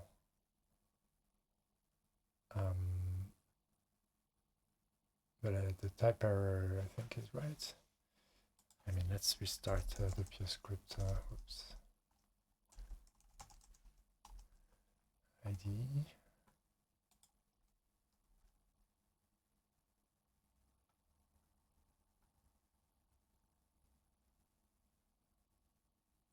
Okay, this is not ice loading. Oh, it's failing to load apparently.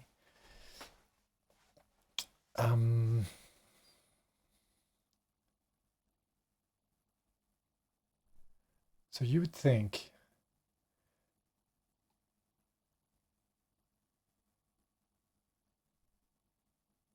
hold on, where am I switching context and channels in my head again?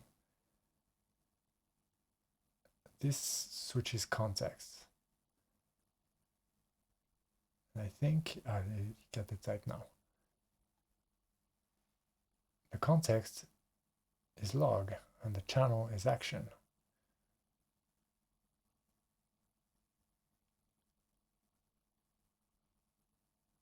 Trying to match sdom action log with sdom t0 unit.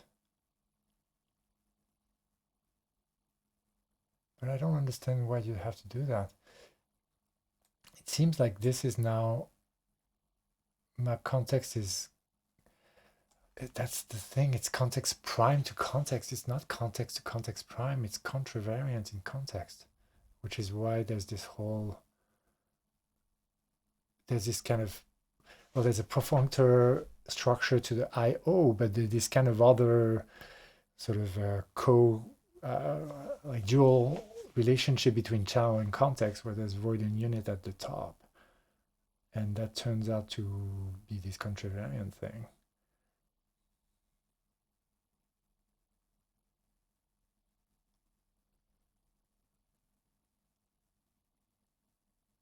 And so what this means is that for some, if I map the context, that for some reason I'm being given the outer context and I pass it down. That's something like that, right? And so the outer context I'm being given right now is what? Is unit. And I need to That's why this is unit, and then I need to give it in a log. And the question is, where do I get this log? Because it's actually, I mean, that's it. That's where do I get this log? And there must be a simple answer. I mean, to any of the various open inquiry lines I have right now. I think I need to reread the docs. But I also need to take off in less than 10 minutes, and I haven't set up an alert, and I'm going to do that. I'm going to do this with my Stream Deck. Don't have my phone right now. A timer.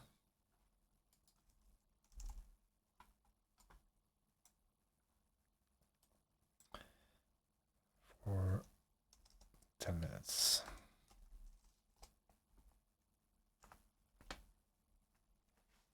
Go. Okay. Context is the context. If a component is rendered as a child of a dynamically sized list, the context would include its index in that list, for example. Yeah, so there is a situation where actually I say, well, actually, the top level manages the log, and it passes it down, but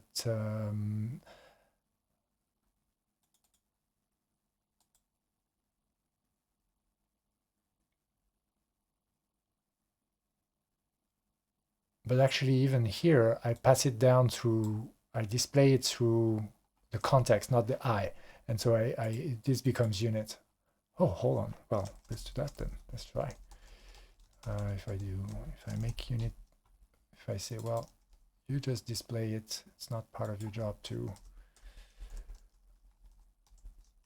keep track of it. Then what?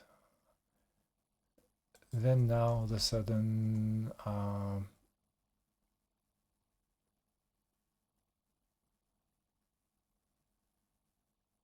then now I'm managing the log at this level. Okay, fine. So what does it mean when this level is this weird thing?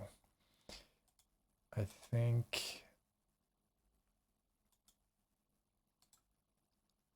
it means that maybe I just, because this, I think, when I pass it, it's supposed to, yeah, it's part of the model. But I guess it is in the model now. Okay, fine. So then how do I move it, so to speak, to, I think maybe I need element or something like that. I need to, because right now this is just sort of, it's not really a component. It's just sort of some kind of higher order component, or some kind of higher order modification to a component, but it doesn't have any of the elements of a component. So if I make it something that's like an element, does this give me,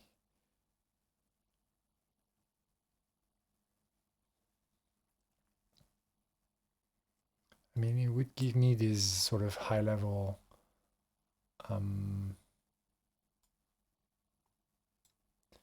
modifiers or whatnot, but I don't know whether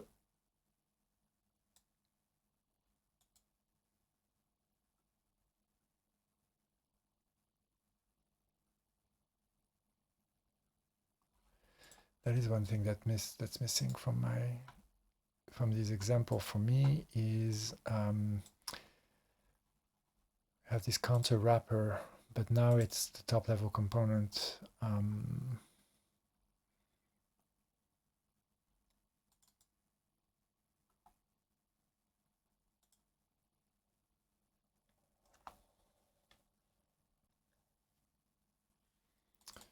We don't make use of the state directly here, right?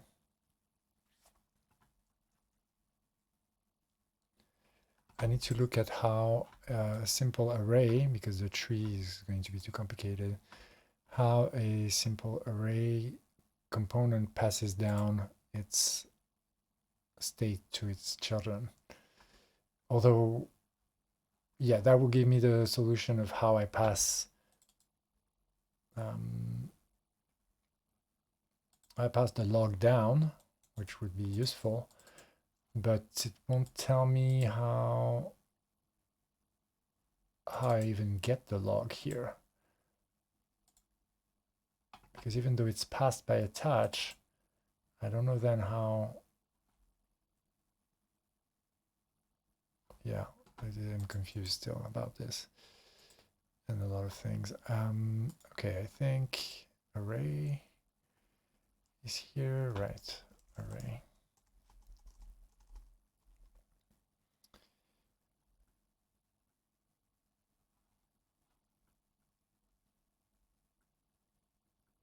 Right, so we get the array context.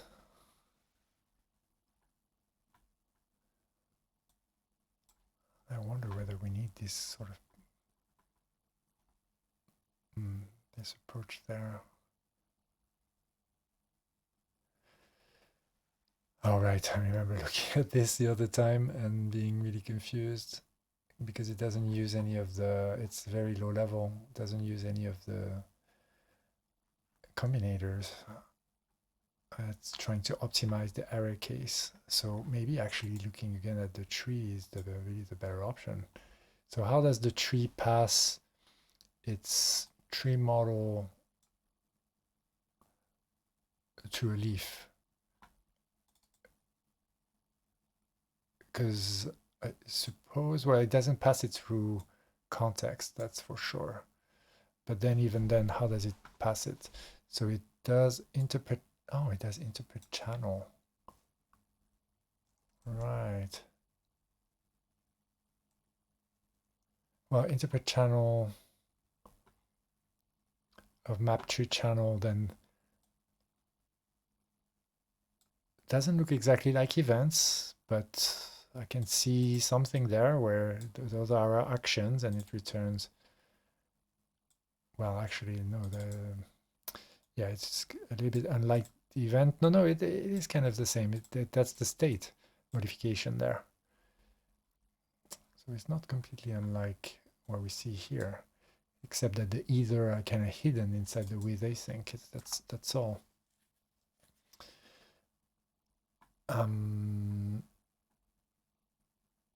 So then what happens when I get an event to do something with the parent channel, then I pass it left.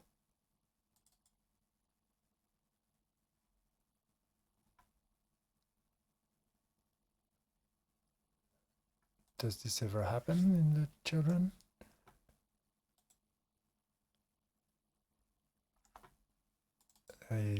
Probably not. So maybe that's just to satisfy the types. Because mostly it's right that comes up, and then, but right modifies the root. I would think it modifies the leaf, but it doesn't. It modifies the root. Maybe we need to run this example to know to see what it does. Maybe that's what we'll do next time. So let me, before my timer expires very soon, let me make some notes, because we fortunately been stuck on, it's not even, it's before connecting the DOM event API to De-uglify. It's the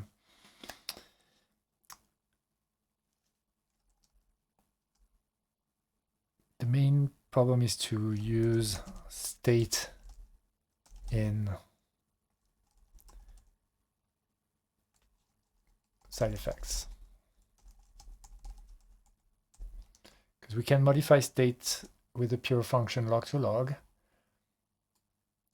We can make a side effect, but we can't use state in the side effect. And that led us into this wild goose chase. But that's the main thing. And so one thing that we could do to try and solve that is run the tree example in SDOM. And yeah, this is in SDOM.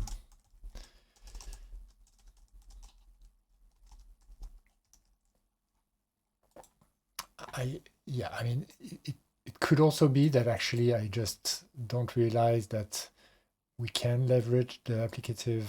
Maybe doing a little bit of a side readings on applicative style, maybe applicative style, applicative effects style. Maybe that will also bring up our level to where we can understand whether actually, you know, this type in fact would allow us to do what we want to do or not.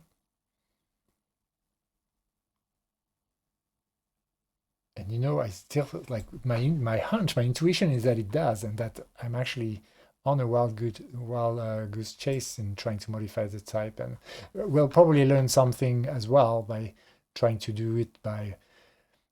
So that's the other thing that we've been trying to do. It's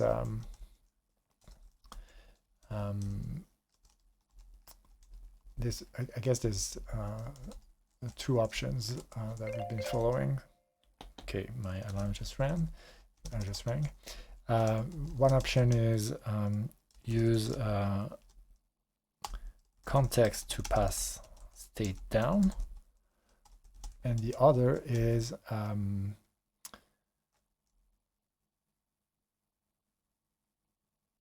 and I think that's really the first one we need to consider, and therefore maybe reading about applicatives is the first one. It's basically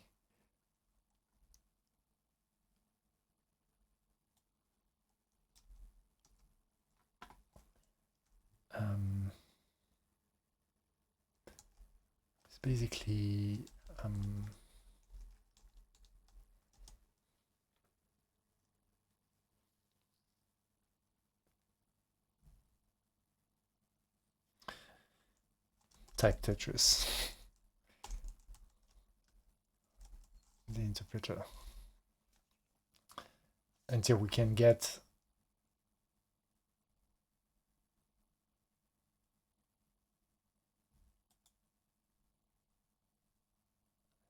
until we can transform a function from transform a function from action to transform a function from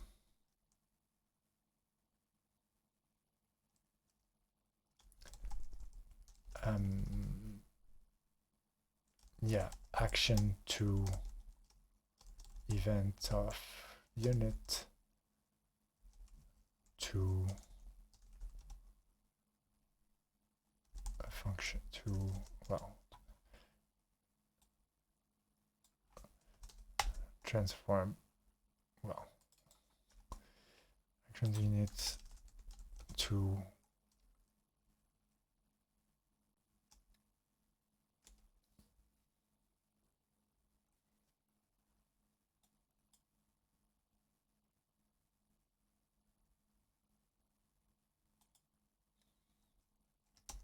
I don't even know how to express this properly. That shows that that might be a weak point that I need to strengthen here in my understanding.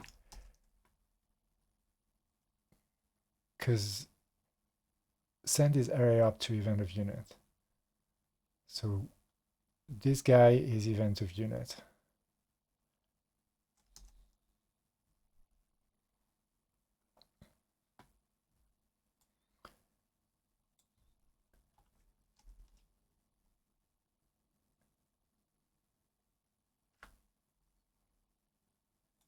I really want something like event of log to event of unit.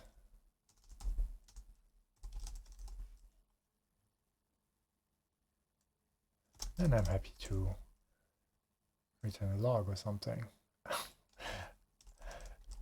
I don't know, but let's find out next time. All right, so this is the end of the stream. Again, you know, this is me learning here, definitely not making a lot of progress. I feel like even the stuff that I, you know, sort of try and diagram out and understand in the library, I feel like they're not sticking quite. This is quite complicated, and but I want to get to the bottom of it. I want to continue learning about it, and maybe those two pathways are actually valid, and maybe if we actually succeed in one next time, we will still look at the other. Maybe with, again, understanding, we can make also the other work. I mean, that's less of the kind of prototype building action, but as I said, I feel like this is maybe a bit of a weak point in my understanding, so I feel quite eager to try and reinforce it by finally building a good intuition about how things work. And if this was the first type such problem that I would encounter, I would be a bit worried, but it's not. I've picked up things that are that have complicated types like this, and then learned little by little to really get a solid understanding of them. So I'm sure I'll get there. It might take a little bit of time, and I thank you for watching and being on this journey with me. And tomorrow we are back on our Haskell work. And where were we last time? Yeah, that's a good point. I think I haven't updated properly the README.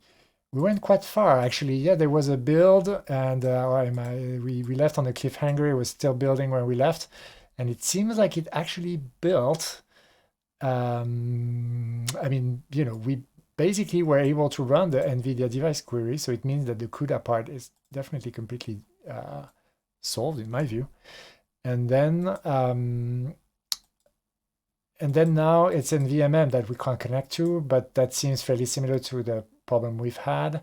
It could be that it was just because I was trying to cabal run or cabal build, or yeah. So we have we made quite a lot of progress last time, and there'll be a blog post at the end of that, and I should probably add this to the to-do list, because that's going to be really one of the main contributions from having put a lot of sweat and tears into this Windows thing, is a blog post and an issue to the Accelerate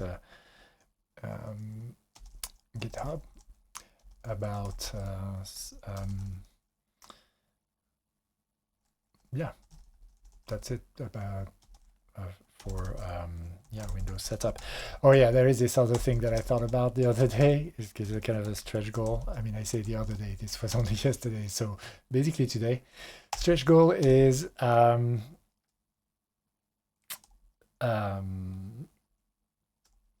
basically contribute a CI pipeline for Windows to accelerate somehow. Find some place where maybe there's a way to run into Windows machines, and then formalize our deploy instructions in such a way that we don't just leave a blog post that's going to get stale after a year or two, but we leave some automation that will allow the Accelerate team to know whether they're breaking the Windows build or not, and then call on to people who might help solve the issues. So that's stretch goal, but that would be quite a beautiful thing to do, I think. So I'll probably focus on that. All right, that's it for me. Thanks so much for watching, and bye-bye. See you tomorrow.